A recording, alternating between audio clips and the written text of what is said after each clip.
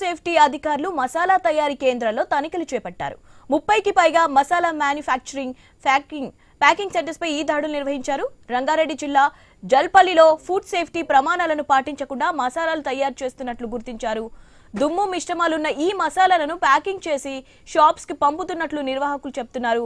ఎలుకల మలంతో కలుషితమైన 15 కిలోల నల్ల మిరియాలు, 18 కిలోల బే ఆకులను స్వాధీనం చేసుకుని ల్యాబ్ కు పంపారు.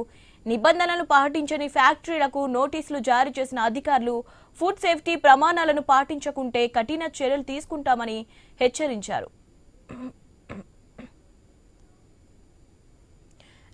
రాష్ట్ర వ్యాప్తంగా ఫుడ్ సేఫ్టీ అధికారులు మసాలా తయారీ కేంద్రంలో తనిఖీలు చేపట్టారు. 30కి పైగా మసాలా మ్యానుఫ్యాక్చరింగ్ ప్యాకింగ్ సెంటర్స్ పై ఈ దాడులు నిర్వహించారు. రంగారెడ్డి జిల్లా జల్పల్లిలో ఫుడ్ సేఫ్టీ ప్రమాణాలను పాటించకుండా మసాలాలు తయారు చేస్తున్నట్లు గుర్తించారు. దీనిపై అప్డేట్స్